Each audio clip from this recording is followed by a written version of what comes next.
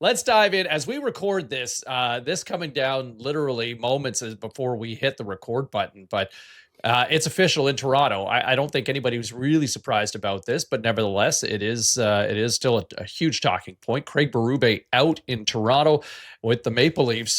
Razor, let's defer to a guy who wore the blue and white. Yes. We had a lot of conversations with former players about what was happening with the organization in recent weeks. This isn't a surprise, but how do we feel about this one? No, not a surprise. Felt like it needed to be done, especially when you bring in Mats and Chayka, and you've got this whole new thing, and you've got to cater. It feels like to some of these players, the big boys on the Toronto Maple Leafs, and the way the last couple of years went with Berube, it's clean sweep time there. Have to clean sweep it.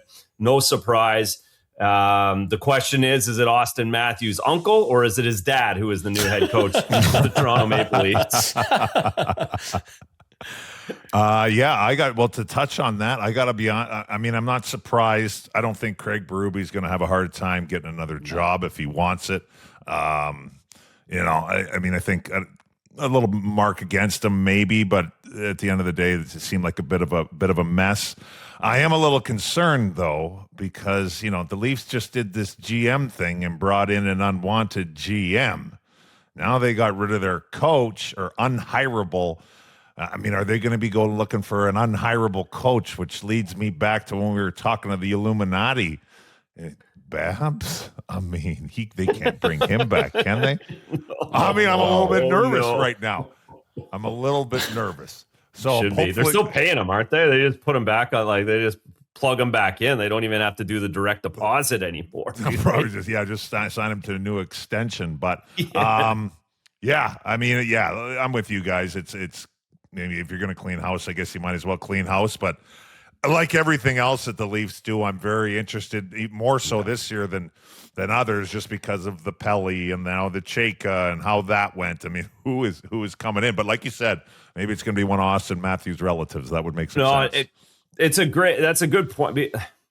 Who wants this job? Yeah, right. There's that too. Like you go back through, Craig Berube was the most wanted coach in the history of the NHL. Out of St. Louis, come into Toronto. And now he's got it is just a small little mark. Because I don't think when people go to Toronto, it actually ends up mattering. Because everyone knows this is what ends up happening when you go there. It's really incredible.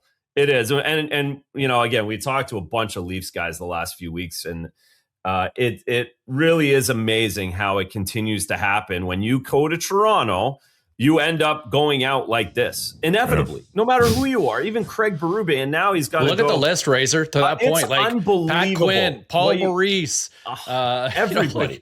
And then go through the players that it's the same thing. And I'm fascinated who comes in here, because this might not be as wanted or coveted. They're not even that good right now. Who wants this job and who are they going to get?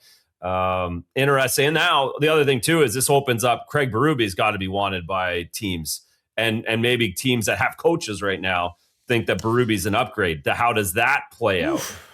Okay, so that segues. Yeah. Go ahead, C-Ball. Yep. No, I was just going to say to and Commie, you can piggyback off this, but does this not just speak to just how devastating? And I think of that scene from Indiana Jones, Temple of Doom, where the villain pulls out the heart of that one person. And I just think that loss to the Panthers last year in the playoffs, just what that did, not just for the players, but what it did for the entire organization. This team just never recovered. Obviously, losing Mitch Marner had a huge impact, taking a player like that 100-point player out of the lineup. But just the tailspin that this organization has gone into, where you had a coach who clearly, I think there was a point watching his body language at some point last season, there was almost I've lost this group, this group, and it's not necessarily a reflection of his coaching. It's just those players were completely shell-shocked and still never over that playoff devastation from last year. That's what it seemed like. That's what it seems like, how this all played out, Commie. Oh, yeah. I don't think you're wrong. And you know what? It actually kind of reminds me a little bit of, Now, obviously, it's different level about what Big Bert just talked about. And he went in there, and his biggest thing was building culture. But like, and, you know, Big Bert has his way of going about it and make guys accountable and stuff like that. And that was his, he's doing that with kids, which is, everybody says that, well, you need a good culture, but actually building it and doing it, I think is a very hard thing to do. And when you look back, what is culture for both you guys? What is culture? What is that? I think it's just an accountability. If I'm going to like make it like simple, it's just like, hey, like there's a certain expectation you need to, whether it's on the ice or off the ice, where, this expectation needs to be met, or you're out of here, or you're in shit, or whatever.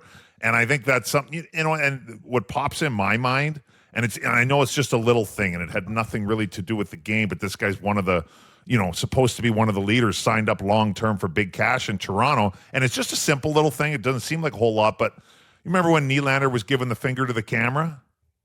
Like, just like, that's like, that's culture. That's culture. That's like, I'm sitting here watching the game, and I'm giving the finger to the camera. Like, I don't really care is what that kind of shows me. And I'm just going to do whatever I want. And is what that kind of, I'm not yet, like, I'm hurt. I'm not playing this guy. I should be invested in this game, paying attention, not worried about the camera and giving the camera the finger. That's just, and I understand that's just a little thing, but I feel like if it's happening up there in the press box when it's, this shouldn't even, it's got to be, something's got to be going on in the room. So maybe that, I would guess that's probably where Todd Bertuzzi failed, is he couldn't get these guys moving in the right direction, the same direction. And I guess for Craig Berube. Or sorry, what did I say? Did I say Bertuzzi? Bert. Sorry. No, Bert did not fail. That's 5 years from now. Sorry. Yeah. Bert will be fired in 5 years from now. Not Bert. I got him mixed up there, but Craig Berube in Toronto. So yeah, yeah. Can't wait to see. It's going to be another story. Whoever they hire is a massive 3-week story. It's never gift that never ends.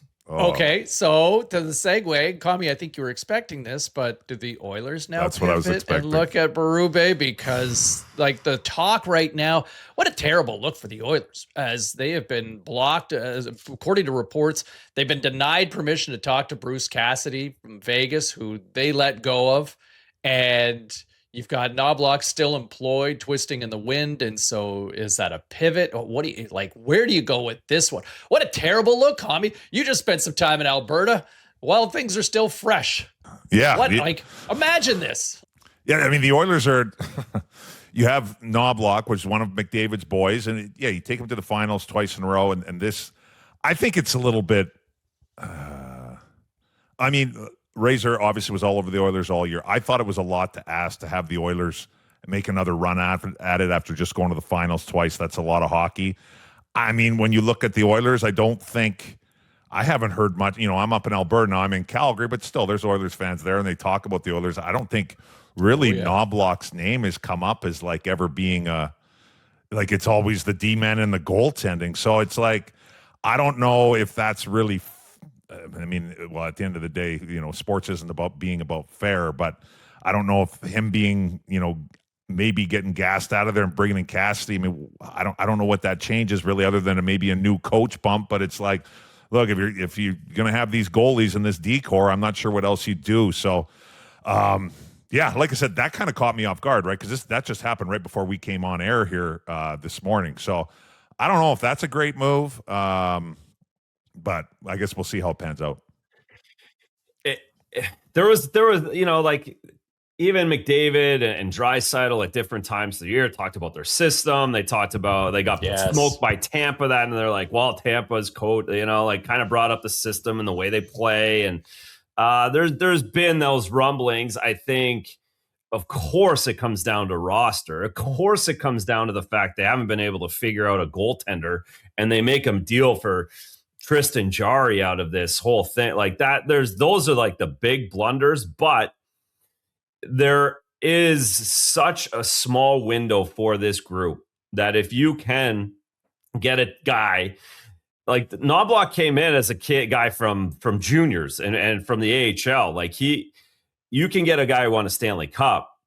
Now that changes things. Whether it's Cassidy, whether it's Berube, you have 2 years both of these guys have a 2 to 4 year time span on their coaching, especially Bruce Cassidy. We saw it in Vegas, saw it in Boston. Like he wears you out. He will wear players out. The way he coaches, the way he leans on guys, the way he communicates. It's 2 to 4 years, and that's all the Oilers have at this point. So they're desperate, and that's the real word in the end of this. They're desperate, and I think they'll do whatever they absolutely have to do, and that's why it goes back to the coaches and all hands on deck this summer. So I could see it happening. It makes sense to me, and the fact that you're just bringing a Stanley Cup winning coach in there who's going to tell everybody what to do. You go to accountability and culture.